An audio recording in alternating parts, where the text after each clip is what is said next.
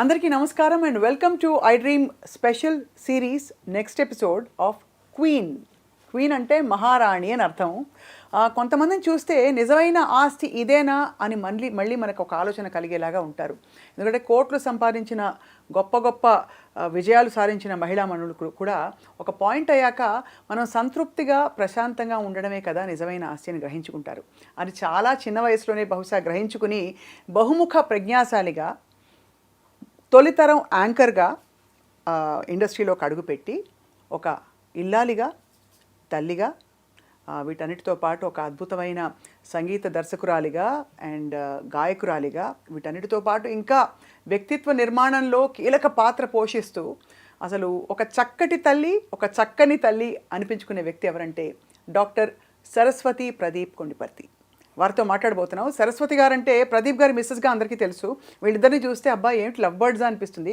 ఇంతకీ వీళ్ళ పెళ్ళి ఎలా జరిగింది, ఆవిడ ప్రయాణం ఎలా మొదలైంది, ఎలా కొనసాగుతుంది, so much about life with doctor Saraswati. Saraswati గారు నమస్కారం. Thank you Swapna, thanks a lot. You actually genuinely look so content all the time. మీకు ఎప్పుడు మనసు కష్టం రాకూడదు, కానీ రాలేదు అని అనిపిస్తుంది. నిజమేనా? అది ఇంపాసిబుల్. అంతేనా? హ్యూమన్స్ అంటే ఉంటాయి, ఎమోషన్స్ ఉండకుండా ఎలా ఉంటాయి. కాకపోతే the way how we balance అనేది ఇంపార్టెంట్.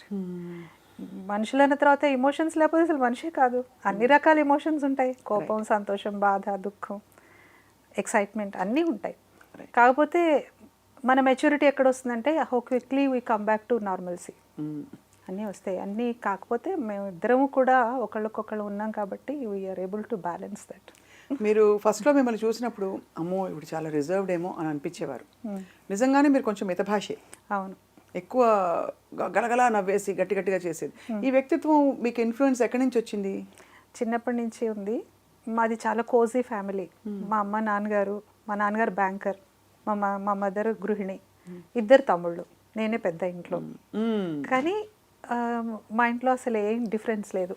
అమ్మాయిలకి అబ్బాయిలకి అట్లా కూతురు కొడుకు అనే డిఫరెన్స్ లేదు. మా నాన్నగారు చాలా అంటే చాలా ఫార్వర్డ్, అడ్వాన్స్డ్. ఆయన చాలా కృషి చేశారు బ్యాంకింగ్ రంగంలో. ఆయన చాలా అంచెలంచెలుగా ఎదిగి, ఎందుకు చెప్తున్నానంటే అటువంటి ఒక అట్మాస్ఫియర్లో పెరిగాను నేను. ఒక పక్కన నాన్న అంటే భయం, భక్తి, అమ్మని చూసి అమ్మ పేషెన్స్, ఇవన్నీ కూడా నా మీద ఇన్ఫ్లుయెన్స్ చేసి ఉండొచ్చు. పైగానేమో మీరు అన్నట్టుగా నేను మొదటి నుంచి కొంచెం నాతో నేను అన్నట్టుగానే ఉన్నాను. ఉంటారు ఫ్రెండ్స్ ఉండేవాళ్ళు, సంగీతం, అన్ని చదువు అన్నీ ఉండేవి. కానీ అంత బయటికి గట్టిగా ఎక్స్ట్రావర్ట్గా లేనప్పుడు, కొంతవరకు ఇంట్రావర్ట్గానే ఉండేదాన్ని. చిన్నప్పుడు మీకు క్లియర్ విజన్ ఉండేది? ఎందుకంటే ఒక టైంలో అంత క్లారిటీ ఉండేది కాదు. పెద్ద ఏమవుతావు, ఏమవ్వాలని. ఏదో పాట ఇంట్లో నేర్చుకోవడం అందరికీ ఆనవాయితీ, చాలా మందికి అలా వచ్చేసి ఉంటుంది. బట్ మీరు అనుకుని సింగర్ అవుదామని పాట నేర్చుకున్నారా ఏమన్నా? నాకు నిజం చెప్పాలంటే నా గోల్ డాక్టర్ అవ్వాలని.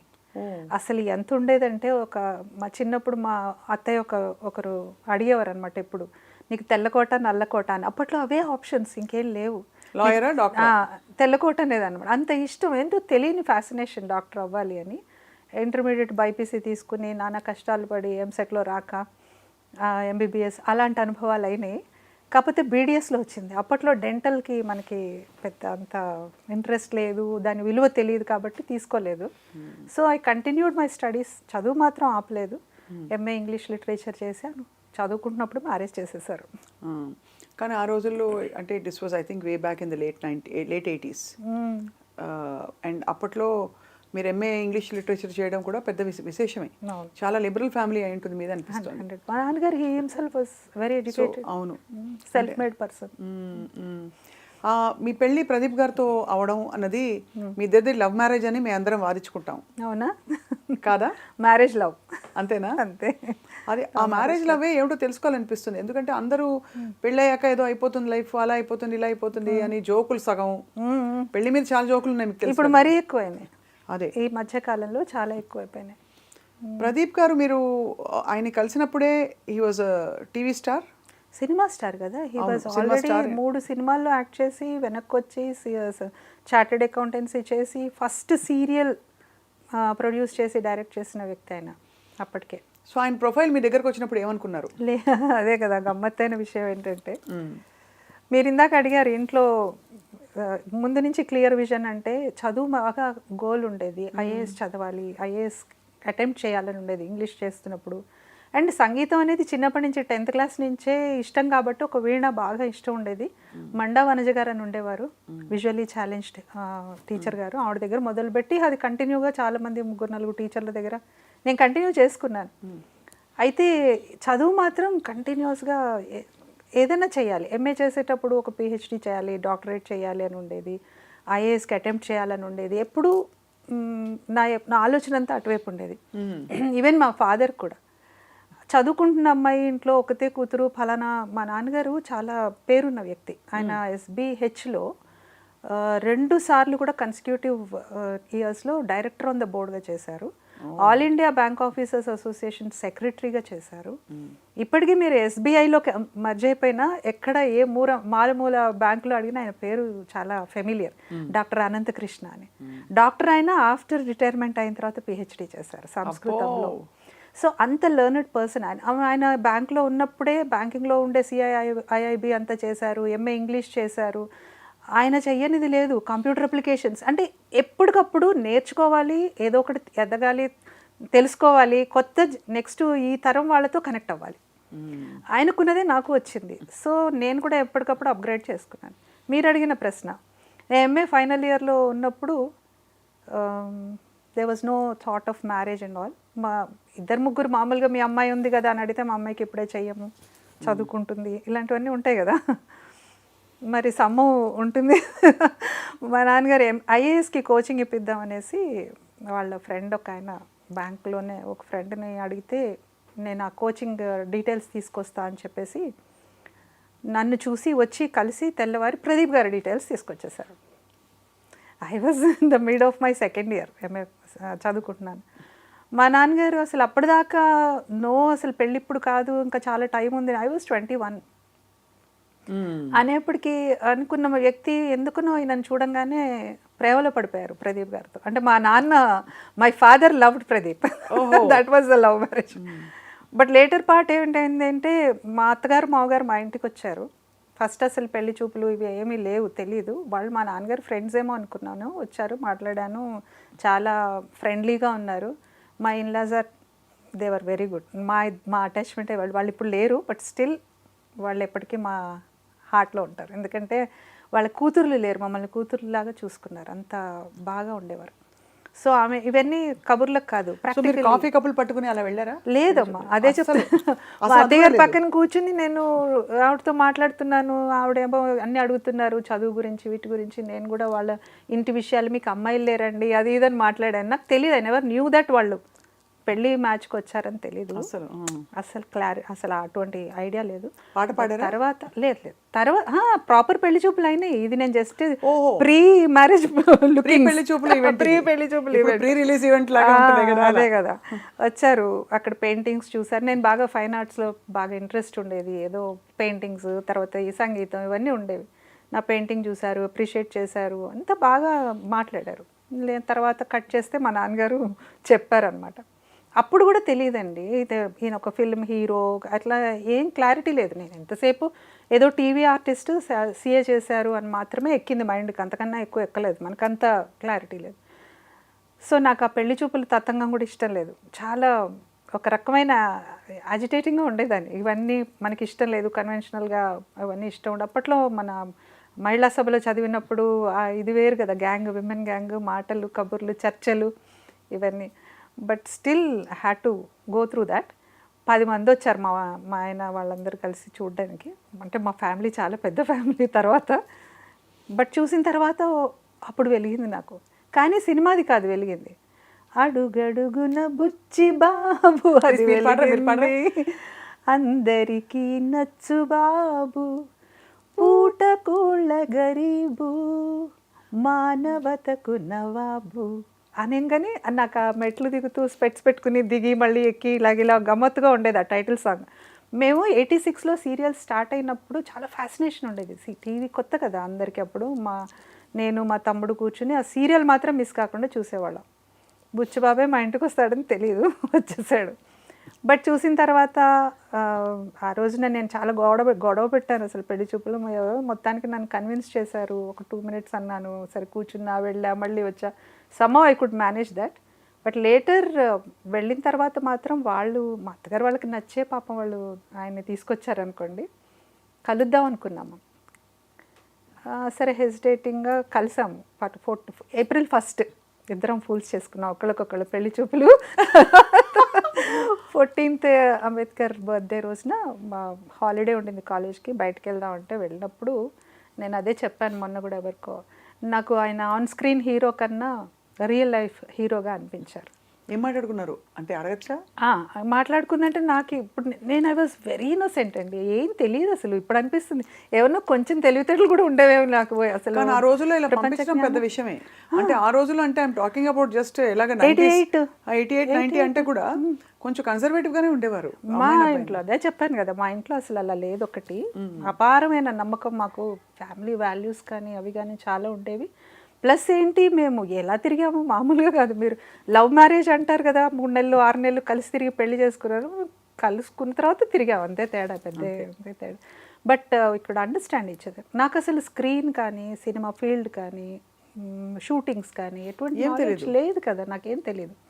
He use to tell me so many things like ఇలా ఉంటుంది అలా ఉంటుందని చెప్పేవారు. నేను అలా చూస్తూ ఉండేది, వినేదాన్ని. బట్ ఆయన approach to life, the way he respects women, మానవత్వం అంటే పక్క వాళ్ళ పట్ల ఒక కంపాషన్, ముఖ్యంగా తల్లిదండ్రుల పట్ల గౌరవం చాలా బాగా నచ్చింది. మేమిద్దరం ఆ రోజు, మీరు నమ్మరు, 88లో మేమిద్దరం అనుకుంది, వన్స్ పెళ్ళి అయింది అంటే మనకి 2 sets ఆఫ్ పేరెంట్స్ ఉన్నారు అని అర్థం. 2 sets ఆఫ్ పేరెంట్స్. ఇంకక్కడితో అయిపోయింది కదండి, ప్రాబ్లమే ఉంది ఇంకా అస్సలు. అదే కదా, అటువంటి అండర్స్టాండింగ్తో మేము జీవితం స్టార్ట్ చేసాం. అక్కడ బీజం పడింది. చాలా బాగా తను గైడ్ చేసి, నేను తనకన్నా 4.5 years చిన్న, మా ఇద్దరు గ్యాప్.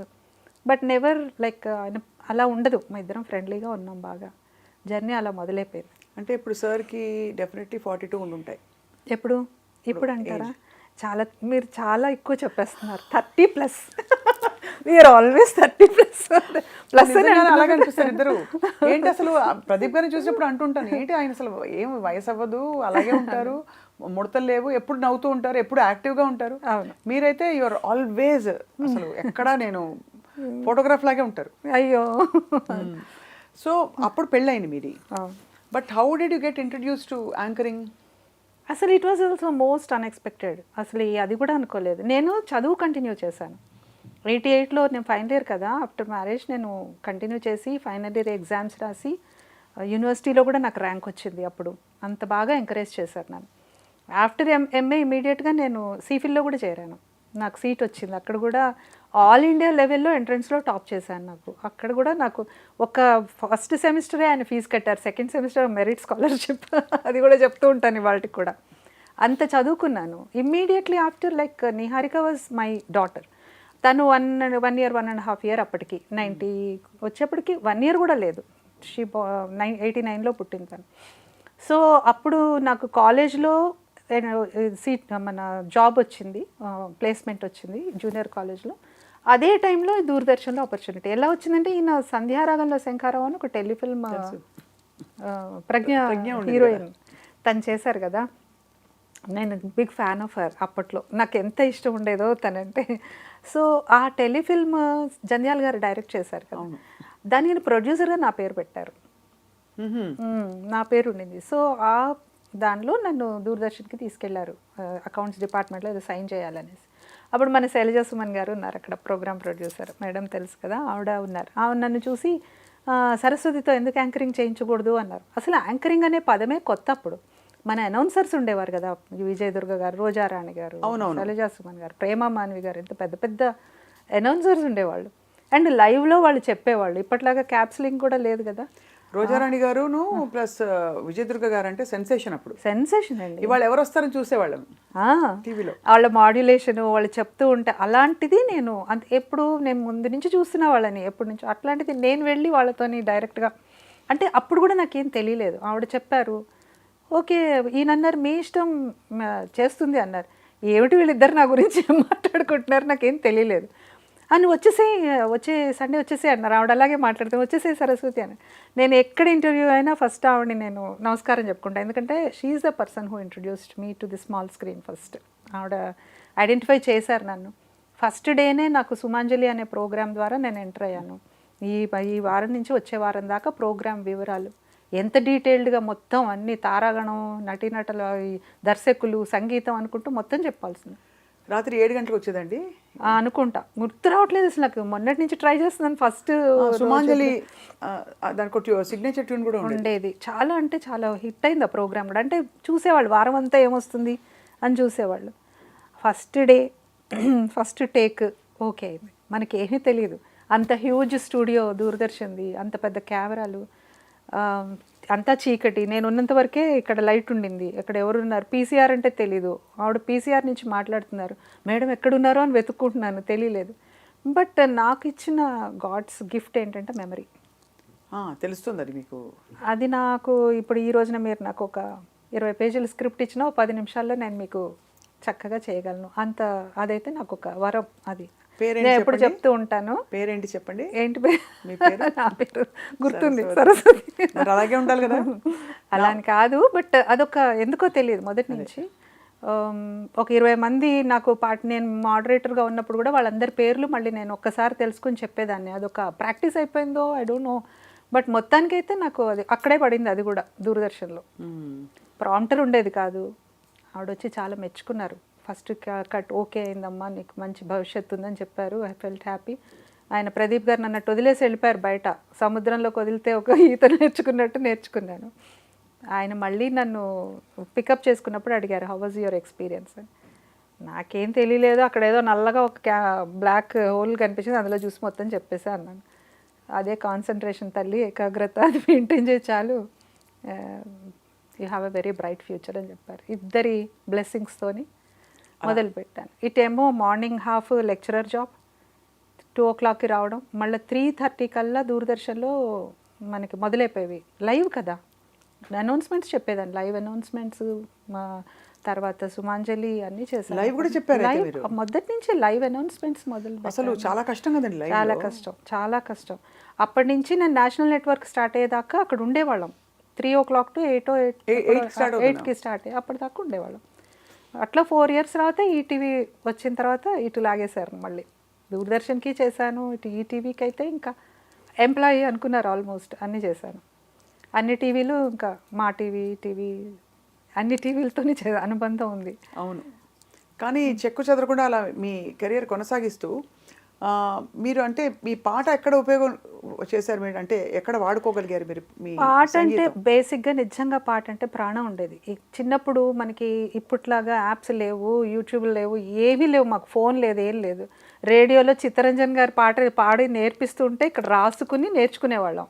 అంత పిచ్చి ఉండేది పాట అంటే. అవే కాకుండా ఇప్పుడు టీవీ మొదలైన తర్వాత లలిత సంగీతం అని వస్తూ ఉండేది మనకి. అప్పుడప్పుడు వీళ్ళు పాటలు పాడుతుంటే అవి చూసి నేర్చుకునేవాళ్ళం. సినిమా పాటలు ఇన్ని. తర్వాత భజన్ మండలి అని మీ ఒక దీది ఉండేవారు. ఆవిడ నేర్పిస్తుంటే మేము నేర్చుకుని కృష్ణ దీది అని అక్కడ ఏదో కొన్ని కాంపిటీషన్స్లో పాడేవాళ్ళం.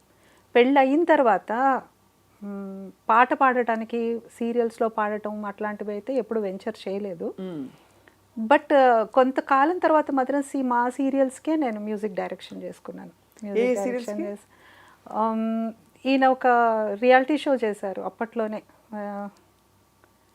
నాతో ప్రయాణం అనేసి. దానికి ఒక పాట నేనే రాసేసి ట్యూన్ చేశారు. ఒకసారి పాడితే మీకు గుర్తు రాలేదు.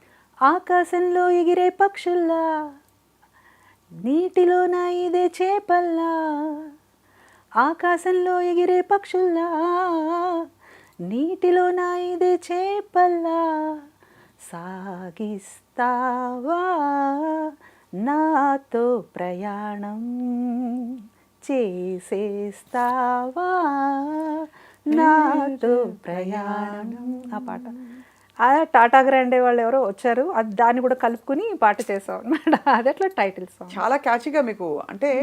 కానీ ఒక్కటి చెప్తాను సరస్వతి గారు, ఎక్కువ పనులు వస్తే కూడా పెద్ద కష్టం కదా. కష్టమే. మీకు సంగీతం వచ్చు, మాట వచ్చు, ఏం మంచి ఇంగ్లీష్ వచ్చు, ఏం లెక్చరర్ కూడా చేస్తున్నారు అక్కడ. అంటే being multifaceted, you don't know what to take up as your core. అది నేను యాంకరింగే ప్రిఫర్ చేశాను. అదే ఇష్టపడడానికి యాంకరింగ్ ఇష్టపడ్డారు. యాంకరింగ్ అంటే లెక్చరర్ జాబ్ చేస్తున్నప్పుడు అటోకాలతో చేస్తున్న టైంలో ఇంత పాట నేను ఇప్పుడు ఈ గొంతు నథింగ్, నాది చాలా హై పిచ్లో పాడేదాన్ని ఒకప్పుడు. ఆ లెక్చరర్ జాబ్ చేస్తున్నప్పుడు నా వాయిస్ ఎఫెక్ట్ అయిపోయింది బాగా. ఆ చాక్ పౌడరు వాటిని పడలేదు, నా వాయిస్ అంతా పాడైపోయింది. ఈవెన్ ఈఎన్టీ స్పెషలిస్ట్ కూడా మీరు better don't strain your voice అని చెప్పారు. ఈయన ఒకరోజు నన్ను పికప్ చేసుకోవడానికి వచ్చి 90 మంది బాయ్స్కి నేను టీచ్ చేసేదాన్ని జూనియర్ కాలేజ్లో, దట్టు అగర్వాల్స్, హిందీ వాళ్ళ కోసం నేను హిందీ నేర్చుకుని ఇంగ్లీష్ పాఠాన్ని హిందీలోకి చెప్పి నేను చాలా ఎన్నో జిమ్మిక్కులు చేశాను లైఫ్లో. అయిపోయింది. అక్కడ చూసి అన్నారు, నువ్వు కెమెరా ముందర మాట్లాడితే లక్షల మందిని రీచ్ అవుతావు, ఎందుకు నీ గొంతు స్ట్రెయిన్ చేసుకుంటావు అన్నారు. కరెక్టే కదా, it was only a temporary job, అదేం పర్మనెంట్ కాదు. సో నేను ఐ టుక్ ఏ డెసిషన్, వచ్చినందుకు నాకు మీరు నమ్మరు Swapna, every alternate day I'm associated with camera. ముందు నుంచా వెనక నుంచా పక్కన స్క్రిప్టా డబ్బింగా ఏదైనా స్క్రీన్కి నేను అటాచ్ అయి ఉన్నా అప్పటి నుంచి. This been 35 years. మా మ్యారేజ్ అయ్యే 36 years, 35 years నుంచి నేను అసోసియేట్ అయి ఉన్నా. అంత రిగరస్. మా తర్వాత మా మ్యూజిక్ టీచర్ అనేవారు, నీకు పాట కచేరీ కన్నా మాట కచేరీ ఎక్కువైపోయింది, గొంతు పోయిందని చెప్పి. సో తక్కువైపోయింది పాట. కాకపోతే ఇంకా నా పిల్లలు చాలా అద్భుతంగా పాడతారు, అందుకని ఐఎమ్ వెరీ హ్యాపీ. పర్వాలేదు, వాళ్ళు పాడుతున్నారు కదా, వాళ్ళు ఎక్సెల్ అవుతున్నారు అనేసి హ్యాపీగా అనిపిస్తుంది. గొడవపడ్డారా మీరు ప్రదీప్ గారు ఎప్పుడైనా? చాలాసార్లు. ఎందుకు గొడవపడం, ఎన్నో విషయాలు గొడవపడతాం. మీరు గొడవపడే టైప్లా కనిపించరు. గొడవ పడటం అంటే సరదాగా అంటున్నాను. ఎప్పుడు మా ఇద్దరికి అభిప్రాయ భేదాలు చాలా తక్కువ, అసలు నెగ్లిజిబుల్ అని. ఎలా ఎవరు గివింగ్ చేస్తారు? ఏది అంటే ఏదైనా ఒకటి, ఏదైనా అంటే మా ఇప్పుడు ఈ నెల లోన్ తీసుకుని ఆ కార్ కొనాలా వద్దా, లేకపోతే ఆ బైక్ కొనాలా వద్దా, ఇప్పుడు ఎందుకండి ఈ ఖర్చు, కావాలి, అలాంటివి లేవు. అలాంటివి లేవు. అంటే ఫార్చునేట్లీ ఏమైందంటే మా ఇద్దరికి కూడా, నేను జాబ్ టేకప్ చేయలేదు ఎప్పుడు, యాంకరింగ్ చేస్తూ వచ్చాను. యాంకరింగ్ అనేది పార్ట్ టైమే కదా, నేను ఎక్కడ అది జాబ్గా చేరలేదు. చాలామంది ఛానల్స్ అడిగారు కానీ నేను ఎప్పుడు, ఎందుకంటే నా ప్రిఫరెన్స్ ఫ్యామిలీకి ఇచ్చాను. ప్రదీప్ గారు చాలా బిజీగా ఉండేవారు, సీరియల్ ప్రొడక్షన్స్, సీరియల్లో యాక్ట్ చేయడాలు, ఆయన ప్రొడక్షన్స్ చాలా చేశారు. ఒక స్టేజ్లో చాలా హ్యూజ్గా నష్టపోయాం. అవును, చెప్పారు ప్రదీప్ గారు మనకి ఐ డ్రీమ్లో వచ్చిన ఇంటర్వ్యూలో చెప్పారు.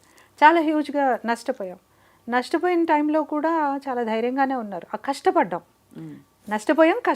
కానీ ఎప్పుడు వెనకడుగేయలేదు. సీరియల్స్ ప్రొడక్షన్ మాత్రం వద్దనుకున్నాం.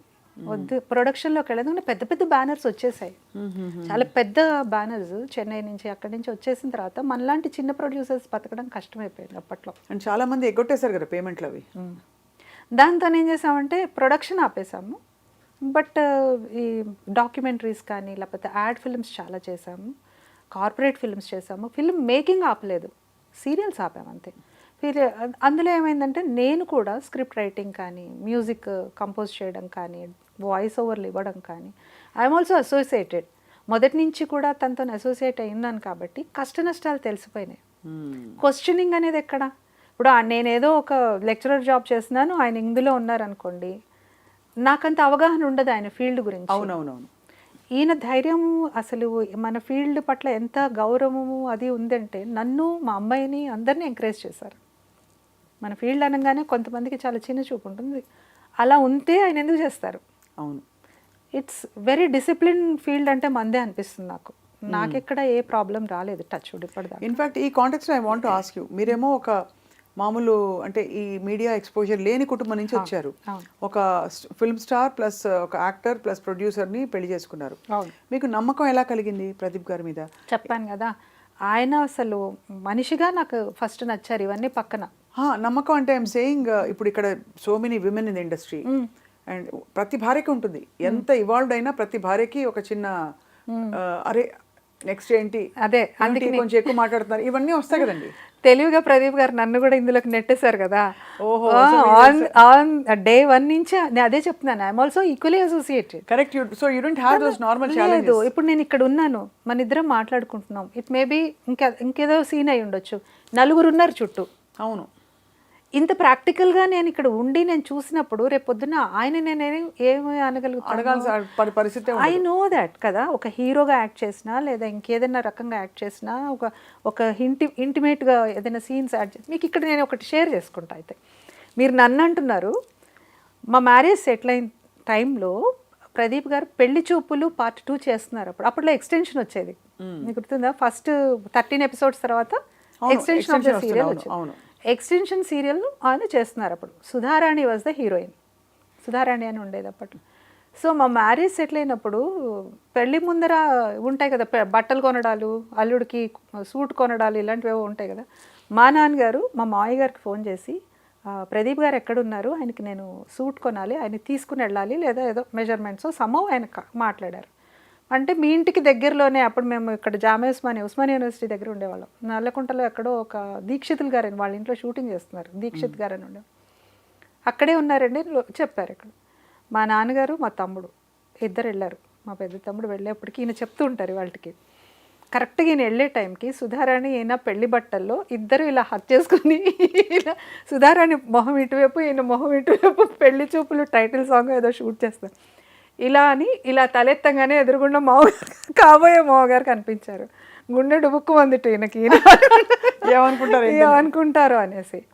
మా నాన్నగారికి చాలా ఇంట్రెస్ట్. ఆయన మేము ఈ ఫీల్డ్లో లేమనే కానీ ఆయన చాలా ఇంటెలిజెంట్ అండ్ చాలా ఎక్స్పోజర్ ఉన్న వ్యక్తి. చాలా అంటే చాలా, దాన్ని ఏమంటారు, ఓపెన్ హార్ట్ కానీ తన ఐ డోంట్ నో, అంత విశాలమైన మైండ్ ఉన్న వ్యక్తి అనమాట ఆయన. ఆయన చాలా స్పోర్టివ్గా తీసుకున్నారు, ఎందుకంటే షూటింగ్ అంటే తెలుసు, ఇవన్నీ తెలుసు. మనమే డైరెక్ట్గా మనం కనెక్ట్ అయ్యలేం, కానీ వీ నో ఎవ్రీథింగ్. అంత ఇప్పుడు అలాంటి కన్జర్వేటివ్ అంత నారో మైండ్ ఉన్న వాళ్ళం అయితే అసలు చేసుకునే కదా. కానీ ఇట్స్ ఆల్సో గ్రేట్ దట్ ఆ టైంలో మీకు ఇది అన్స్టేబుల్ ఇన్కమ్ కదా, ఇందులో రేపు ఏం జరుగుతుందో అనే క్వశ్చన్ కూడా లేకుండా వచ్చారు మీరు. జాబ్ లేదు, ఏం లేదు, జస్ట్ అంటే 1 నెల వస్తే బాగా వస్తాయి, 2 నెలలు చెప్పలేం కదా, acting and all media actually for that matter. So అయితే అలా మీరు రంగంలోకి దిగి మొత్తం అంత బహుముఖాలు. నేను కన్సిస్టెంట్గా ఎర్న్ చేశాను స్వప్న, కన్సిస్టెంట్గా. అసలు నేను నా ఎర్నింగ్కి ఎక్కడ స్టాప్ అవ్వలేదు అసలు. లెర్నింగ్కి ఎర్నింగ్కి రెండు ఒక స్థితిలో. మీరు అన్నది కరెక్ట్. ఇట్లాంటిది కొంచెం ఒక కష్టం వచ్చి ఏదో ఒక ప్రొడక్షన్ అవ్వక ఏదో లాస్ వచ్చిన టైంలో కూడా నేను చేస్తున్న లెక్చరర్ జాబే రెస్క్యూ చేసింది. అంతే కదా. అలా కొన్ని సందర్భాలు ఉన్నాయి, కాదనట్లేదు. కానీ భగవంతుడు భలే ఇది ఇచ్చాడు మాకు శక్తి. ఇద్దరికి కూడా మంచి ఫ్రెండ్లీ నేచర్, కంపాటబిలిటీ, అండర్స్టాండింగ్. అది ఎలా వచ్చిందో మాకే తెలీదు. ఇంకొక యాడెడ్ అడ్వాంటేజ్ ఏంటంటే ఇద్దరము కూడా సాఫ్ట్ స్కిల్స్ ట్రైనింగ్లో ఉన్నాం, పర్సనాలిటీ డెవలప్మెంట్ ట్రైనింగ్లో ఇంటర్నేషనల్ లెవెల్లో చేసాం. ఇద్దరం ఇంటర్నేషనల్ లెవెల్లో ట్రైనింగ్. అండ్ మేము తీసుకున్న టాపిక్ కూడా హ్యాపీ మ్యారీడ్ లైఫ్ అని. ఇద్దరము ఇప్పటికి 2 తెలుగు రాష్ట్రాల్లో ఆల్మోస్ట్ అందరు తెలుగు కపుల్స్ని మేము టచ్ చేసి ఉంటాం. జస్ట్ మ్యారీడ్ కపుల్ నుంచి 40 years 50 years మ్యారీడ్ లైఫ్ ఉన్న కపుల్ కూడా వచ్చి కూర్చుంటారు. కపులే యాక్సెప్టెడ్ అందులో, వాళ్ళు ఎంట్రీ, నో ఇండివిజువల్స్, కపుల్సే. వాళ్ళిద్దరి మధ్యనే మేము ఇక్కడ ఏదేదో గేమ్ షో లాగా కాదు, డే టు డే వచ్చే ప్రాబ్లమ్స్ని ఎలా ఓవర్కమ్ చేసుకోవాలి, చిన్న విషయాలకి ఫ్రిక్షన్స్ రాకుండా ఇలాంటివి. ప్లస్ ప్రైవేట్గా కూడా ఎవరికైనా కౌన్సిలింగ్ కావాలంటే వాళ్ళకు కూడా మేము కౌన్సిలింగ్ చేస్తూ వచ్చాం. నేను ఒకళ్ళకి చెప్తున్నప్పుడు నన్నే వాళ్ళు క్వశ్చన్ చేస్తుంది, నువ్వు ఆ రోజు అలా చెప్పావు కదా, నువ్వేం ఆలోచిస్తున్నావు అనేసి. కరెక్ట్, అవును, అంతే కదా. ఆ ట్రైనర్గా ఉన్న అడ్వాంటేజ్, లైక్ ఒక పర్సనాలిటీ డెవలప్మెంట్లో మనం ఇంకొకళ్ళకి సలహా ఇస్తున్నామా, కౌన్సిలింగ్ చేస్తున్నామా అనే దానికి మనకే అది బెనిఫిషియరీ. అసలు best beneficiary out of a training programme అంటే trainer himself or herself. మనం చెప్పే కొద్దీ నేర్చుకుంటాం. ఇంకా ఎక్కువ మనకి అది పెరుగుతూ ఉంటుంది కెపాసిటీ. మన ఫ్రాంటియర్స్ ఎక్స్పాండ్ అవుతూ ఉంటాయి. అవును, ఇంకా అనేక రకాలుగా లాటరల్ థింకింగ్ డెవలప్ అవుతుంది, స్పాంటేనిటీ డెవలప్ అవుతుంది, అండ్ లాజికల్గా, ఎనలిటికల్గా, క్రిటికల్గా so many varieties of thinking develop అవుతుంది. సో ఈ మొత్తం క్రమంలో పిల్లలు పుట్టిన తర్వాత అది ఎలా హ్యాండిల్ చేశారు? మదర్హుడ్ని, మళ్ళీ ఇక్కడ కెరియరు, తర్వాత కెరియర్ రుచి తెలిస్తే వదలడం కష్టం, అందులో మీడియా. అన్ని ఛానల్స్కి నేను రుణపడి ఉంటాను, నేను వర్క్ చేసిన ఛానల్స్ అన్ని నాకు. ఎందుకంటే అన్ని మ్యాక్సిమం స్టూడియో బేస్డ్ చేశాను. పిల్లలు చిన్నగా ఉన్నప్పుడు ఎక్కువ స్టూడియో బేస్డే చేశాను. నాకు తగ్గట్టుగానే నాకు ఆ స్టూడియో టైమింగ్స్ ఉండేవి. వీళ్ళు స్కూల్కి వెళ్ళినప్పుడు వచ్చేదాన్ని, వాళ్ళు వచ్చేప్పటికి వెళ్ళిపోయేదాన్ని, అది వాళ్ళకి తెలియదు కూడా. మీరు నమ్మరు, ఆ టైంలో నాకు ఎన్ని యాక్టింగ్ ఆఫర్స్ వచ్చాయో. చాలా అంటే చాలా, సినిమాలే, సీరియల్స్ కాదు, ఎక్కువ పెద్ద పెద్ద బ్యానర్ మూవీసే ఆఫర్ చేశాయి. కానీ నేను ఎప్పుడు అసలు యాక్టింగ్ వైపు కూడా చూడలేదు. ఎందుకలా? ఒకటి, పిల్లలు, ఫ్యామిలీ, ఈయన బిజీ ఉంటారు, నేను కూడా బిజీ ఉంటా ఎట్లా అనే ఒక పర్స్పెక్టివ్. యాంకరింగ్లో I was so contented, so మళ్ళీ ఎంత నేను ఎన్ని ఒక స్టేజ్లో ఒక్కటే ఛానల్కి నేను 4 ప్రోగ్రామ్స్ చేశాను. Every day I was on the screen, ఒకటే ఛానల్. అంత హెక్టిక్గా ఉండేది. మా మదర్ బాగా సపోర్ట్ చేశారు. ఫస్ట్ మా పిల్లలిద్దరిని ఆ మదర్ బాగా చూసుకునేవారు. నేను లేనా కాసేపు. అప్పుడు చీరలేనా, డ్రెస్సులు కూడా? శారీస్, ఎక్కువ డ్రెస్ అంటే నేను యాంకరింగ్ ఎప్పుడు శారీసే నేను చేయలేదు. లేదు, కొన్ని ఫస్ట్లో కొన్ని చేశాను. బట్ నేను చేసిన మాక్సిమం ప్రోగ్రామ్స్ ఎక్కువ women based, spiritual based, talk shows ఇలాంటివి చేశాను కాబట్టి శారీసే ఎక్కువ, శారీస్, డ్రెస్సెస్ తక్కువ. సో అయితే మీరు సినిమాలో ఆఫర్లు రిజెక్ట్ చేశారు. ఏమన్నా ఉండేదా మీకు, అంటే మైండ్లో ఉండేదా సినిమా వద్దని? ఒక రకమైన ఇన్హిబిషన్స్ ఉండేవి. అది ఉంటాయి సహజంగా, ఇన్హిబిషన్ ఉండేది. ప్లస్ పిల్లలు చిన్న పిల్లలు, అప్పుడు వాళ్ళ చిన్న పిల్లలు, అదొక బాగా బాదరింగ్ ఉండేది. లైక్ ఈయన బిజీగా ఉంటారు, నేను కూడా వెళ్ళిపోతే పిల్లలు ఎలా ఇబ్బంది పడతారు. ఇది ఓపెన్గా అడుగుతున్నాను. ఎక్కడైనా మీకుండే అవేర్నెస్ లెవెల్స్కి, ఇప్పుడు భార్యాభర్త ఒకే ప్రొఫెషన్లో ఉంటే కూడా గ్రేట్, ఉంటే అది ఇబ్బంది కూడా. ప్రదీప్ గారు చాలా మంచివారు, ఎప్పుడు అలా అనుకోరు. బట్ ప్రదీప్ గారు షిఫ్ట్ అయ్యి ఆయన టీవీకి వచ్చేసారు. ఇప్పుడు నేను దూసుకెళ్ళి సినిమాల్లోకి వెళ్ళిపోతే ఎక్కడ నేను నా పర్సోనా డామినేట్ చేస్తుందనే ఒక అవేర్నెస్ ఏమైనా వచ్చిందా మీకు? ఎప్పుడు లేదా? ఎప్పుడు అసలు అలాంటి ఆలోచన కూడా రాదు, ఇద్దరికి రాదు అసలు. అటువంటి థింకింగే లేదు అసలు. ఆయన ఎంకరేజ్ చేసే తీరు చెప్తే అదేదో మనం ఏదో ఫ్యాబ్రికేట్ చేసి చెప్తున్నాం అనుకుంటాం, అలా ఉండదు. He is such a genuine person. నన్ను ఎలా ఎంకరేజ్ చేస్తారో మా అమ్మాయిని అలాగే చేస్తారు, ఫ్యామిలీలో ఎవరు వచ్చినా చేస్తారు, బయట నుంచి ఇంకెవరైనా వచ్చా సార్ మాకు అవకాశం కావాలంటే వాళ్ళని కూడా అలాగే ఎంకరేజ్ చేస్తారు. ఆయనకు అసలు తేడా లేదు. He is such a great person. నిజంగా అస్సలు తేడాలు లేవు, తమ పరాభేదం లేదు. మాకు కులం అనేది ఎవరిని అడగము, మాది తెలీదు ఎవరికి, అలా ఉంటాము. అంటే మనం నేను ఆయన ఒకటి చెప్తాను స్వప్న, స్ట్రాంగ్గా బిలీవ్ చేసేది ఏంటంటే, మనం ఏదైతే చెప్తున్నామో ఫస్ట్ అది ఆచరించాలి. అవును, అది ఆచరించకుండా చెప్పడానికి నాకు అసలు హక్కు లేదు. ఫస్ట్ నేను ఉమెన్కి చెప్తాను, మీరు డిమోటివేట్ అవ్వద్దు, మీకు చాలా పవర్ ఉంది, నో యువర్ ఇన్నర్ పొటెన్షియల్, మీకు age is just a number, మీరు తలుచుకుంటే ఏమైనా చేయగలరని నేను మోటివేట్ చేస్తాను చాలామంది విమెన్. చేస్తున్నప్పుడు మరి నేనేం చేస్తున్నాను? నాకు చిన్నప్పటి నుంచి ఉన్న కళ డాక్టర్ అవ్వాలని. ఆ డాక్టర్ అవ్వాలి అనేది ఎంబీబీఎస్ డాక్టరే అవ్వక్కర్లేదుగా, పిహెచ్డీ చేసిన డాక్టర్ అంటారుగా అని తెలివిగా ఏం చేశాను, పిహెచ్డీ చేశాను 50 years ఏజ్లో. సో నేను పిహెచ్డీ చేసి డాక్టరేట్ తెచ్చుకుని now I'm in a position to motivate women that age is just a number. Absolutely. ఎప్పుడు నా థింకింగ్ అలాగే ఉంటుంది. నేను ఇప్పుడు హస్బెండ్ వైఫ్ మధ్య ఇలా ఉండాలి, హస్బెండ్ వైఫ్ అని నేను ఆడమగా కూడా కాదు, ఒకళ్ళు కొంచెం ఏదన్నా ఒక మాట అన్నారు అనుకోండి, కోపం వచ్చింది అనుకోండి, వెంటనే మనం రియాక్ట్ అవ్వాల్సిన అవసరం లేదు. ఇప్పుడు హిమాలయాలు విరిగి పడిపోవు కదా, ఒక సెకండ్ పాజ్ ఇస్తే గొడవ జరగకుండా ఉండే అవకాశమే 90% ఉంటుంది. అది పర్లేదంటారా? ఎందుకంటే ఇప్పుడంతా ఈ ఫెమినిజము, ఈ దీనిలో మనకి రకరకాల ఇన్పుట్స్ వస్తున్నాయి. సో ఏది చేస్తే కరెక్టో అర్థం కాని పరిస్థితుల్లో చాలామంది కొట్టుకుపోతున్నారు. ఎవరి ప్రకృతి ప్రకారం ఎలా ఉండాలంటారు? ఇప్పుడు ఏదో తప్పడని సినిమా వచ్చిందండి, ఇప్పుడు ఎవరో ఒక దెబ్బ వేస్తే అతను అమ్మాయి అబ్బా అసలు మరీ అది రివెంజ్ స్థాయిలోకి వెళ్ళిపోతుంది. అంటే నేను అడిగేది అదే, ఎందుకంటే మనకి ఇన్పుట్స్ వేరువేరుగా వస్తున్నాయి సరస్వతి గారు. అల్టిమేట్లీ చాలా ఏడుపొచ్చే విషయం ఏంటంటే, బేసిక్ మానవ సంబంధాలు, సింపుల్గా ఉండే సంబంధాలు ఇదివరకు చెప్పకుండా అడ్జస్ట్ అయిపోయేవి కూడా ఇప్పుడు పెద్ద ఇష్యూస్ అయిపోయాయి కదా. ఎందువల్ల అలా? ఎక్కువ అంటే ఎందువల్ల అంటే ఈ అవేర్నెస్ ఎక్కువైపోయి, ఆర్థిక స్వాతంత్రం ఎక్కువైపోయి, మగ ఆడ, నేను ఇద్దరు ఆడ అని అనట్లేదు, నాకేంటి నేను బతకగలను అనే కొంచెం వాల్యూస్ తగ్గిపోయి, ఆ బాండింగ్కి, ఆ బంధానికి వాల్యూస్ తగ్గిపోయి, ఇప్పుడు మీరు తప్పడు అన్నారు వచ్చింది, ఐఎమ్ సారీ, నేను సినిమా అంతా చాలా ఎక్స్ట్రాడినరీగా తీశాడు మూవీ, ఆ అమ్మాయి చాలా బాగా చేసింది, అవన్నీ పక్కన పెడితే, చిన్నప్పటి నుంచి మనం ఇంట్లో పెరిగామండి, కోపం వచ్చి అన్నయ్య ఓ దెబ్బ కొట్టాడు, అన్నయ్య కాకుండా పోయాడా? అదే కదా, ఎగ్జాక్ట్లీ, ఐ అగ్రీ. కానీ కరెక్టే మీరు అనేది, చెప్పండి.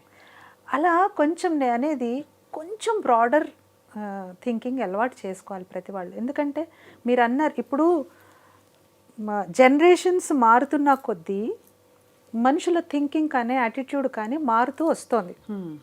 మా నాయనమ్మ మా అమ్మమ్మ ఉన్నట్టు మా అమ్మ వాళ్ళు లేరు, మా అమ్మ వాళ్ళు ఉన్నట్టు మేము లేవు, మేము ఉన్నట్టు మా నెక్స్ట్ జన్ లేదు. మారుతుంది. ఎందుకంటే మారుతుంది అంటే చుట్టూ ఉన్న పరిస్థితులు, ప్రెషరు, స్ట్రెస్, ఉద్యోగం స్ట్రెస్, బిజినెస్ స్ట్రెస్ ఎక్కువైపోయినాయి. ఒకప్పుడు అంత హాయిగా భర్త ఏదో తీసుకొచ్చేవాడు, ఎవడో ఉండేది సుఖంగా, సాయంత్రం ఎప్పటికీ ఇద్దరు కబుర్లు చెప్పుకుంటూ ఒక కప్పు కాఫీ తాగేవాళ్ళు, ఒక ప్రశాంతమైన జీవితం ఉండేది. ఇప్పుడు ఉందా అది? ఇద్దరు పొద్దున్న 7ంటికి వెళ్ళాలి, ఇద్దరు 8ంటికో 9ంటికో రావాలి, రాత్రి అలసిపోయి వస్తారు, చికాకు బుట్టి వీడు ఒక మాట అంటాడు, ఆ అమ్మాయి ఒక మాట అంటుంది, గొడవ అయిపోతుంది. దీనికి మనం ఈజీగా సొల్యూషన్ చెప్పడం చాలా కష్టం. ఎవరి అనుభవం వాళ్ళది. ఇప్పుడు ఇక్కడ కూర్చుని నేను చెప్తుంటే చాలామంది మీకేంటంటే మీరు బ్రహ్మాండంగా చెప్తారు, పడుతున్న వాళ్ళ మాకు తెలుసు అని అంటారు. I understand that. కానీ ఏంటంటే ఒక మనిషిగా, ఒక ఇండివిజువల్గా మనం ఎలాగా ఆలోచించాలి అంటే నేను చిన్న పాయింట్ చెప్తాను. మగవాళ్ళు ఆడవాళ్ళని కదా మాట్లాడుతున్నాం. మగవాళ్ళ ఆలోచన విధానం వేరు, ఆడవాళ్ళ ఆలోచన విధానం వేరు, వాళ్ళ నేచర్ వేరు, వీళ్ళ నేచర్ వేరు. ఇద్దరు సమానమే కానీ నేచర్ వేరు. వీళ్ళు ఒక విషయానికి ఒకళ్ళు ఒకలా స్పందిస్తారు, ఇంకొకళ్ళు ఇంకోసారి స్పందిస్తారు. వాళ్ళ ఇష్టం వేరు, వీళ్ళ ఇష్టం వేరు. నేనేమంటున్నానంటే నీకు గ్రీన్ ఇష్టం కాబట్టి నేను గ్రీన్ ఇష్టాన్ని చేసుకుని ఉండమని నేను చెప్పట్లా. అవును, నీ ఇష్టాన్ని నేను రెస్పెక్ట్ చేయాలి. అవును, అవునా కదా? నీకు మీ మదర్ అంటే ఇష్టం, మదర్ని వదిలిపెట్టి ఉండలేవు. I have to respect that relationship. నేను నిన్ను లవ్ చేస్తున్నాను, నువ్వు మీ అమ్మతో మాట్లాడొద్దు, నువ్వు ఆమెతోనే 4 సార్లు మాట్లాడుతున్నావు, నాతో మాట్లాడట్లేదంటే అది ఎంతవరకు న్యాయం మీరు చెప్పండి. కరెక్టే. అలాగే ఈ అమ్మాయి వైపు కూడా, ఈ అమ్మాయిని కూడా నువ్వు వచ్చి నువ్వు నీళ్ళే అనుకో అంటారు, ఆ అమ్మాయిని అసలు కలవనీరు, వీళ్ళొక్కళ్ళే మాట్లాడుకుంటుంటారు, వీళ్ళొక్కళ్ళే డెసిషన్స్ తీసుకుంటూ ఉంటారు మగపిల్లవాడి వైపు. అంతే కదా. ఆ అమ్మాయి ఏమో ఎలియన్గా ఫీల్ అయిపోయి నేను నీళ్ళే అనుకున్నప్పుడు ఎలా అనుకుంటుంటాను. అంటే అది లేకపోవడం వల్లే ఆ పరిస్థితులు, ఈ సవాళ్ళు వస్తున్నాయి మహిళలకి, అమ్మాయిలకి. ఏంటంటే ఎక్కడ గీత గీయాలి, ఎక్కడ నా రెస్పెక్ట్ నేను కమాండ్ చేయాలి, ఎలా చేయాలి, నేను అరవాలా, క్వైట్గా ఉండి మాట్లాడద్దు, నీ పన్ను చేసుకో అని కొంతమంది చెప్తారు, హుందాగా ఉండు నువ్వు టైంతో. కొంతమంది పుట్టింటికి వెళ్ళిపో అంటారు, కొంతమంది నువ్వు సంపాదించిన మొదలుపెట్టి నీకు రెస్పెక్ట్ పెరుగుతుంది. ఏంటి సొల్యూషన్? ఒకటి, బాండింగ్లోకి ఎంటర్ అవుతూ ఉంటే మాత్రం, మ్యారేజ్లోకి ఎంటర్ అవుతుంటే మాత్రం ప్రీ మ్యారేజ్ కౌన్సిలింగ్ అనేది కంపల్సరీ, చాలా అవసరం ఇద్దరికి. దట్ ఈస్ ఇంకా మ్యాండేటరీ అయిపోయింది ఈ రోజుల్లో. ఒకప్పుడు అంటే but do think people know themselves so much Saraswathi గారు? ఇప్పుడు ప్రీ మ్యారేజ్ కౌన్సిలింగ్లో ఇప్పుడు మీరు నన్ను అడిగారు అనుకోండి, నన్ను కానీ ఎవరినైనా అడిగితే వాళ్ళ గురించి వాళ్ళు చెప్పేవి తెలియని విషయాలు కొన్ని ఉంటాయి. ఆ బటన్స్ ఎప్పుడు పుష్ అవుతాయి? సరే, కరెక్ట్గా బిగ్ బాస్ హౌస్లోకి వెళ్తే తెలుస్తాయి అసలు మనం ఏంటి, ఎక్కడ మనం ట్రిగ్గర్ అవుతున్నాము. మన సహజ చెప్పడానికి అందరూ మంచివాళ్లే, ఎవరు చెడ్డవాళ్ళు కాదు. సో ఈ అందులో ఇప్పుడు ఇన్ఫ్లుయెన్సెస్ మారుతున్న టైంలో మీరు కపుల్స్కి ఏం చెప్తారని బేసిక్గా? అంటే how do identify that thread of love? For example love అనండి, బాండింగ్ అన్నది, కన్సర్న్. మీరు అన్నారు చూడండి, అన్నయ్య కొడితే వదిలేసుకుంటావా, చాలా సమంజసంగా ఉంది వినడానికి. అలా ఏం చెప్తారు మీరు కపుల్స్కి? అదే చెప్తాను. నువ్వు ఒక వ్యక్తితోనే నువ్వు రేపొద్దున ప్రయాణం మొదలు పెట్టాలనుకుంటున్నావు. నేను ఇక్కడ దయచేసి ఒకటి ఏంటంటే, ఆడ మగ అని మాట్లాడట్లేదు, ఇంకొక లైఫ్ పార్ట్నర్తో నువ్వు జర్నీ స్టార్ట్ చేయాలనుకుంటున్నావు. మొత్తంగా నువ్వు చిన్నప్పటి నుంచి పుట్టి పెరిగిన వాతావరణం నుంచి కొంచెం బయటకు వచ్చి ఇంకొక వ్యక్తితోనే నువ్వు సహజీవనం చేయాలి, వాళ్ళతో కలిసి ప్రయాణం చేయాలి చివరి దాకా అనుకున్నప్పుడు ఒకళ్ళనొకళ్ళు పూర్తిగా అర్థం చేసుకోవాలి ఫస్ట్. హైఫై ఇప్పుడు మన వాళ్ళు ఏం చేస్తున్నారంటే, సారీ, మ్యారేజ్ అనగానే అది ఒక సెలబ్రేషన్ అనుకుంటున్నారు. ఒక pre wedding shoots, video shoots, సంగీతులు, మెహందీలు, హల్దీలు, అవే నేను కాదనట్లేదు. నీకు ఉన్నప్పుడు నీకు ఇంట్రెస్ట్లో ఓకే చేసుకుంటున్నావు. ఇక నా కాస్ట్యూమ్స్ నీ కాస్ట్యూమ్స్ మ్యాచింగ్ ఉండాలి, కొరియోగ్రాఫ్లు ఇవన్నీ ఉన్నాయి. కాస్ట్యూమ్స్ మ్యాచింగ్ చూస్తున్నారు, ఐడియాలజీ మ్యాచ్ అయిందా లేదా చూసుకోవట్లేదు. అవును, అది కొంచెం అబ్జర్వేషన్లో పెట్టుకోవాలి. హేస్టీ డెసిషన్స్ తీసుకోవద్దు ఫస్ట్ అండ్ ఫార్మోస్ట్. ఇద్దరు వాళ్ళని ఒకళ్ళొకళ్ళు ఇప్పుడు మీరు అన్నారు, అతను బయటపడతాడా, అమ్మాయి బయటపడుతుందా, సహజ సిద్ధమైన గుణాలు. నెక్స్ట్ ఫ్యామిలీ మెంబర్స్ని ఇన్వాల్వ్ చేయాలి ప్రీ కౌన్సిలింగ్లో.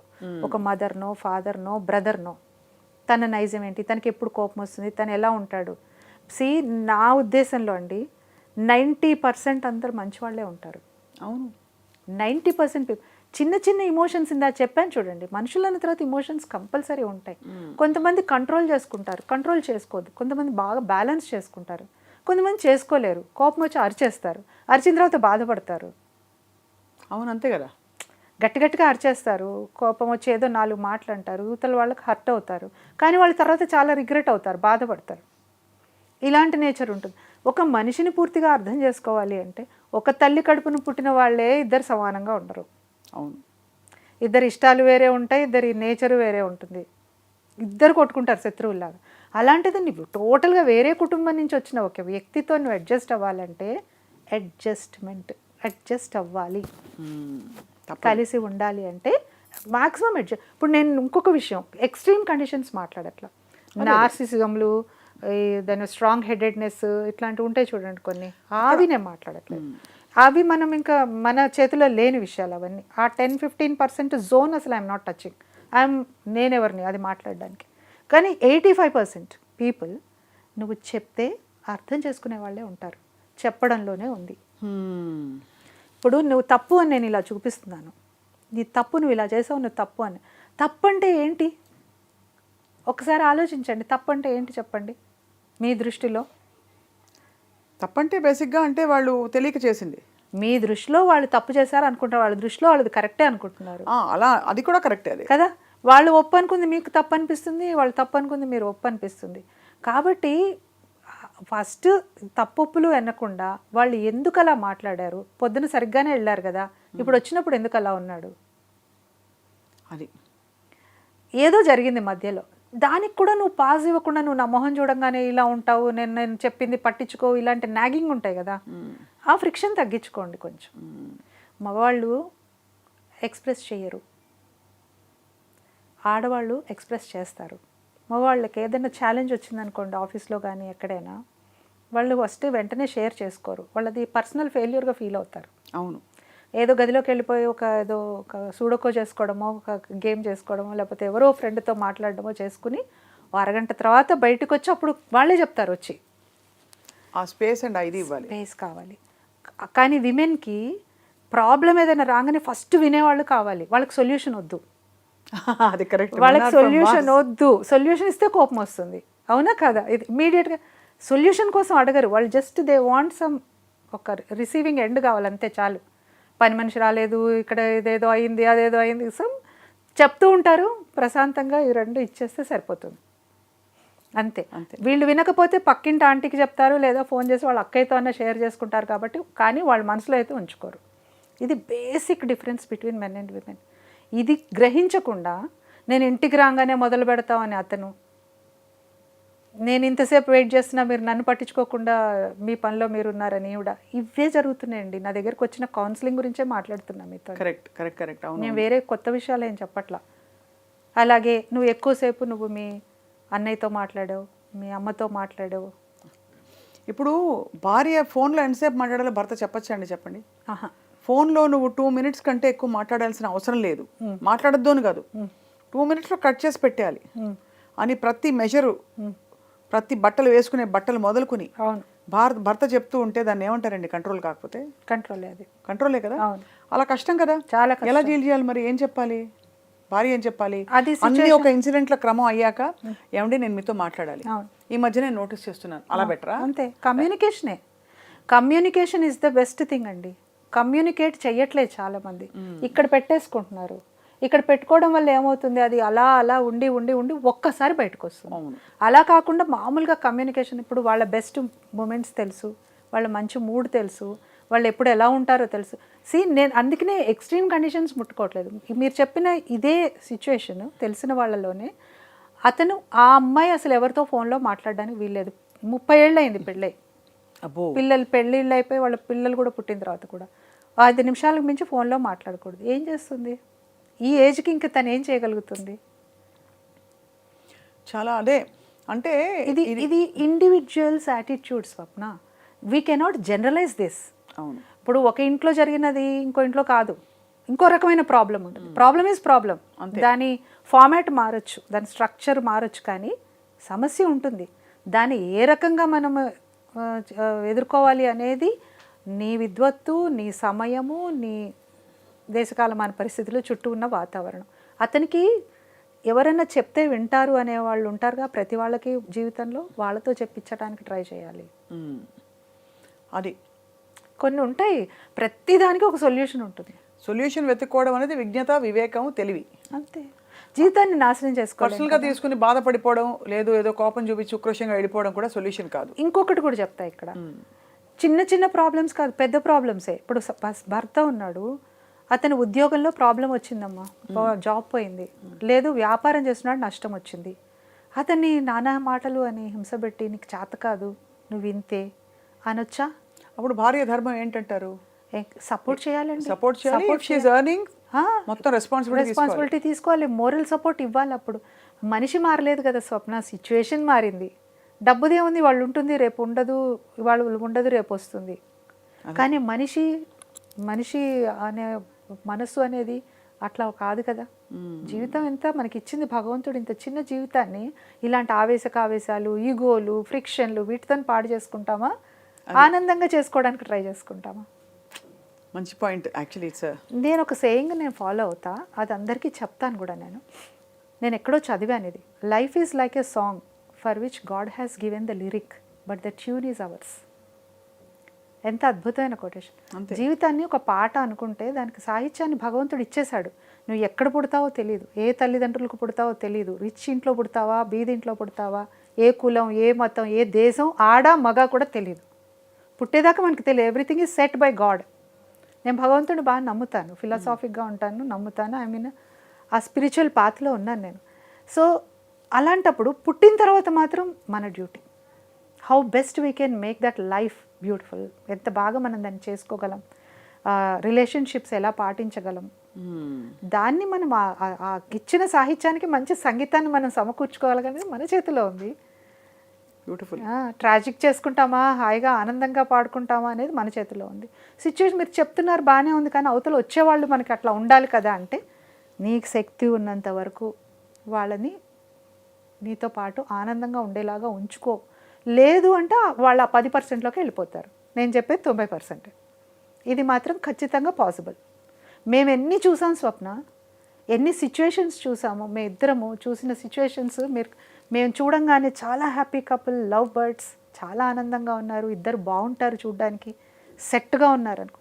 మా వెనకాల ఎన్ని సుడిగుండాలు ఉన్నాయి, ఎంత లైఫ్ చూసాము, ఎన్ని మాటలు విన్నాము. ఒకళ్ళని తిట్టుకున్నారు ఎప్పుడైనా? మేమిద్దరం తిట్టుకోలేదు, మా ఇద్దరికి అసలు ఎప్పుడు తిట్టుకోవాల్సిన గ్రేట్ బ్లెస్సింగ్ అండి. బ్లెస్సింగ్ అంటే బ్లెస్సింగ్ మామూలుగా కాదు. విసుక్కొని కూడా విసుక్కోలేదు. ఇంకా నేనన్నా ఎప్పుడైనా నా హెల్త్ రీత్యా అంటే హెక్టిక్ అయిపోయి మనకి విమెన్కి ఉండే కొన్ని ఇష్యూస్లో ఒకప్పుడు, ఇప్పుడు కాదు, అప్పుడైనా నేను నీరసించిన సందర్భాలు ఉన్నాయి. కానీ ప్రదీప్ గారు అయితే ఇవాళ దాకా విసుక్కొని కూడా విసుక్కోలేదు. బా, ఎంత బంగారు కొండ అండి అసలు. విసుక్కోలేదు అంటే అది బ్లెస్సింగే, అది మామూలు బ్లెస్సింగ్. అది మీరు చెప్పండి. ఇప్పుడు విసుక్కున్నా, ఎప్పుడైనా ఒకవేళ విసుక్కున్నా, డల్గా ఉన్నా, మనము ఎలాగా వాళ్ళని సొలేసి ఇవ్వగలమని చూడాలి తప్ప, నాకు ఇంకా నువ్వు నన్ను షాపింగ్కి తీసుకెళ్ళలేదు, నా పుట్టినరోజుకి నువ్వు చీర కొనలేదు, ఏంటండి చిన్నపిల్ల ఆటలని. నేను ఎందుకు చెప్తున్నా అంటే, ఈ చిన్న చిన్న వాటి దగ్గరే గొడవలు పడి విడిపోతున్నారండి బాబు. ఎక్స్పెక్టేషన్స్ అంటే మనం మెజర్ చేసుకుంటామండి, మనకేం కొనిపెట్టారు, ఏమి ఇచ్చారు, ఏం చేస్తారు, తన నీ కోసం ఏం మారాడు చెప్పు, లేకపోతే తన నీ కోసం ఏం మారని చెప్పు అని అడిగే రెచ్చగొట్టే వాళ్ళు చాలా మంది ఉంటారు చుట్టూ. What changes has he made for you, you tell me. What changes has she made for you, no she is doing her own thing అని అనేవాళ్ళు ఉంటారు. బట్ అల్టిమేట్లీ మనం ఆ బంధాల్లోకి ఎందుకు వచ్చా అది గుర్తు చేసుకుంటే దట్ కోర్ రీజన్ అది మేము ఎన్ని విని ఉంటాం అలాగా. మీరు అన్నారు చూడండి ఇందాక, ఆయన హీరో, అందరు హీరోయిన్స్తో చేస్తారు, అమ్మాయిలతో దగ్గరగా ఉంటారు అన్నీ. అంటే ఎంతమంది ఎన్ని రకాలుగా మీకు చెప్పారా, ట్రై చేసి ఉంటారు. మీకు చెప్పారా? చాలా వచ్చాయి. నవ్వి గ్రేస్ఫుల్గా నవ్వి పక్క నుంచి వెళ్ళిపోవడమే తప్ప మన రియాక్షన్ అనేది ఎక్కడా లేదు. రెస్పాండ్ అవ్వడమే నాకు ఉండేది. No reaction, only response. అది రెస్పాన్స్ ఎలా ఇస్తాను, నేను గ్రేస్ఫుల్గా ఇస్తాను. Because I know the facts. నాకు తెలుసు, ఇండస్ట్రీ తెలుసు, ఆయన తెలుసు. ముఖ్యంగా ఇండస్ట్రీ ఎందుకు నాకు, మా ఆయన తెలుసు కదా నాకు, ఇంకొకరు ఎందుకు నాకు అసలు. I know him. అండ్ మా పిల్లలిద్దరు, వాళ్ళిద్దరు అసలు వండర్స్. అంటే పిల్లలని చెప్పుకోవడం కాదు, ఇంత కష్టాల్లో వాళ్ళిద్దరు స్ట్రాంగెస్ట్ పిల్లర్స్ మా ఇద్దరికి. వావ్. మాకన్నా మెచ్యూర్డ్ ఇద్దరు. అది బ్లెస్సింగ్. మమ్మల్ని చూస్తూ పెరిగారు. ఎవరో అడిగారు పేరెంటింగ్ అంటే ఏంటి అని, పిల్లల్ని పెంచడం అంటే.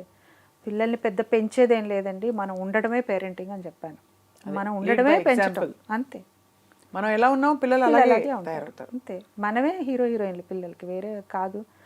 ఇట్లా అది ఇవన్నీ ఏంటంటే చెప్పడానికి బాగుంటాయి అనుకోవడానికి కూడా లేదు. ఎందుకంటే నేను అనుభవించి నేను జర్నీ చేసి చెప్తున్నా. 36 ఏళ్ల మా మ్యారీడ్ లైఫ్లో మేము ఎంతో చూసాం కదా, ఎన్నో చూసాం కదా. అన్ని సందర్భాల్లో కూడా ఎలా ఈక్విలిబ్రియం పాటించాలి, కోపం రాకుండా ఉండదు, కోపం వస్తుంది, బాధ వస్తుంది, ఈయనేంటి ఇలాగా నష్టపోయే పని చేస్తున్నారు అనిపిస్తుంది, కన్సర్న్ వస్తుంది. నేను అడుగుతాను, అయ్యో మళ్ళీ ఎలాగా మనం ఇంత మళ్ళీ ఇన్వెస్ట్ చేస్తే కష్టం కదా అని అనే సందర్భాలు. ఏం పర్వాలేదు, we have that way to come out అనే ఏదో ఆయన చెప్తారు, నేను కన్విన్స్ అవుతాను. This is what happening every time. ఇప్పుడు అంటే ఈ మొత్తం జర్నీలో ఎంత బంధాలు, మంచి బ్యాలెన్స్ లైఫ్ ఈ ఆశ్రమ స్టేజ్లో మీరు పాటిస్తున్నా మీకు ఇంత స్వజ్ఞానం ఉంది మీ గురించి, మీకు జీవితం గురించి. అసలు ఎందుకు పుట్టాను అలా తాత్వికమైన ప్రశ్నలు పుట్టినప్పుడు what you feel is ultimate fulfilment అంటే పిల్లలు పెద్దవాళ్ళు అవుతారు, వాళ్ళ పెళ్ళిళ్ళు అవుతాయి, వాళ్ళు సెటిల్ అవుతారు, వాళ్ళ చదువులు అయిపోయాయి, మనం కూడా ఉండడానికి ఒక ఇల్లు ఉంది, ఏదో బ్యాంక్ బ్యాలెన్స్ కొంత వెనకేసుకున్నాం, పెన్షన్ వస్తుందో ఏదో ఒకటి ప్రతి వాళ్ళకి. అప్పుడు what should they search as a deeper meaning of life? అందరికీ ప్రేమను పంచడమా? నేనే ఆప్షన్స్ ఇచ్చేస్తాను మీకు. అందరికీ ఉపయోగపడాలంటారు, అది చచ్చినట్టు ఉపయోగపడాలా ఉదాహరణకి? లేదు అసలు నీ వంతు బాగుంటే చాలు అని అంటారా? లేదు నిజంగానే ఒక ఆధ్యాత్మిక సాధనలోకి వెళ్ళిపోయి అలౌకిక ప్రపంచాల్లో ఏమున్నాయి, ధ్యాన సాధన 4 లక్షల మంత్రాలు చేస్తే ఏమొస్తుంది, ఇది శోధించాలా? లేకపోతే ఏమీ లేకుండా ఇలాగే మంచిగా ఉంటూ అందరితో చచ్చిపోవాలా? హ్యాపీగా జీవితాన్ని చివరి క్షణం వరకు ఇచ్చిన ప్రజెంట్ని ఒక గిఫ్ట్ లాగా చేసుకొని, పాస్ట్ ఏమీ క్యారీ చేయకుండా, ఫ్యూచర్ గురించి భయపడకుండా, మీరు ఎంత అందమైన జీవితం గురించి చెప్పారు. ఇప్పుడు ఏ చింత లేకుండా పిల్లలు పెద్దవాళ్ళు అయిపోయి హ్యాపీగా వాళ్ళ జీవితం వాళ్ళు జీవిస్తూ, బ్యాంక్ బ్యాలెన్స్ ఉండి, ఫుల్ఫిల్మెంట్ ఉండి, ఎంతమంది ఉన్నారు స్వప్నాలాగా? పిల్లలు వదిలేసి ఆశ్రమాల్లో ఉండేవాళ్ళు, అనారోగ్యంతో ఉంటే చూడలేని వాళ్ళు ఎంతోమంది ఉన్నారు కదా అలాంటి వాళ్ళు. మనం ఎంత బెటర్ పొజిషన్లో ఉన్నాం ఇప్పుడు. అది యాటిట్యూడ్ ఆఫ్ గ్రాటిట్యూడ్. ఆ గ్రాటిట్యూడ్ ఉండాలి కదా మనకి. ఆ గ్రాటిట్యూడ్తోని మీరేం చెయ్యక్కర్లా, మీరేం స్పెషల్గా వెళ్ళిపోయి చేయాల్సిన అవసరం లేదు. మీకు ఇష్టం వచ్చినట్టుగా హాయిగా రిలాక్స్డ్గా ఉండండి, రిలాక్స్ అవ్వండి. కొంత టైంకి మీకు ఏమనిపిస్తుంది, అరే నాకు ఇంత సమయం ఉంది, నెక్స్ట్ వేరే ఆలోచన వస్తుంది. జీవితంలో ఎన్నో ఉంటాయి, ఎన్నో అనుకుని ఉంటాం చిన్నప్పటి నుంచి, అవి గుర్తుకొస్తాయి. అది చేయొచ్చు కదా నేను ఇప్పుడు. Why should I stop? Who is stopping me? అవును, పాట ఉంది, పాటను నేను నెక్స్ట్ లెవెల్కి తీసుకెళ్ళొచ్చుగా, ఇంకేదైనా చేసుకోవచ్చు కదా. నేనేమంటున్నా అంటే idle man's brain is a devil's workshop అని. అందుకని ఎప్పుడూ ఆక్యుపైడ్గా ఉండాలి. మనకి ఫిజికల్గా శక్తి ఉన్నంతసేపు ఫిజికల్గా ఆక్యుపైడ్ అయి ఉండాలి, మైండ్ కూడా ఆక్యుపై అయిపోయి ఉండాలి ఎప్పుడు. నేనైతే అలాగే ఉంటాను. నాకు కూడా వస్తుంది ఒక్కోసారి, అంటే నాకు కూడా అంటే ఇంత హెక్టిక్స్. నేను ఏం చేస్తున్నానంటే ఇప్పుడు స్టార్ట్ చేశాను. ఇప్పుడు 2 years నుంచి I'm on a very big project. ఆ ప్రాజెక్ట్తోని ఇంకా అసలు నాకు ఊపిరి సల్పకుండా ఉంటుంది. ఎందుకు స్టార్ట్ చేశారు? ఏం సాధిద్దామని? అదే చెప్తున్నాను. అల్టిమేట్ చెప్పారు కదా, this would be the ultimate project for us. ఇంకా మేము నెక్స్ట్ చేసేది ఏం లేదు. అంత పిల్లలకి మేమిద్దరం సాఫ్ట్ స్కిల్స్ ట్రైనింగ్లో ఉన్నాం కదా. ఈ జనరేషన్లో మార్పు రావాలి అంటే, మీరు ఇప్పుడు మనం ఇందాక నుంచి డిస్కస్ చేస్తున్నామా, సొసైటీలో మార్పు వచ్చింది, సోషల్ మీడియాలు ఎక్కడికి పోయినా ఇదే, మన వీటి ద్వారా వీళ్ళకి ఇది వస్తుంది అది వస్తుంది, మంచి చెడు చెప్పడానికి లేదని. ఎక్కడ పడాలి ఈ బీజం అంటే స్కూల్ లెవెల్లో పడాలి పిల్లలకి చిన్నప్పుడే. ఎట్లా అంటే తల్లిదండ్రులేమో పిల్లలకి ఫీజులు కట్టడాలు, ఈఎంఐలు కట్టుకోవడాల్లో బిజీ, టీచర్లేమో సిలబస్ కంప్లీట్ చేయడంలో బిజీ, స్కూల్ మేనేజ్మెంట్లు మేనేజ్ చేయడంలో బిజీ. పిల్లలకి మంచి చెడు చెప్పడానికి కష్టంగా ఉంది. అంటే సోషల్, మ్యాథ్స్, సైన్స్ చెప్తున్నారు, వాళ్ళు గ్రేడ్స్ తెచ్చుకుంటున్నారు, రేపు పొద్దున్న హై స్టేజ్కి వస్తున్నారు, సక్సెస్ఫుల్ ఐపీఎస్ ఐఏఎస్లు అవుతున్నారు చాలామంది. కానీ కొంతమంది అక్కడి నుంచి కింద పడుతున్నారు మళ్ళీ. అదే కదా.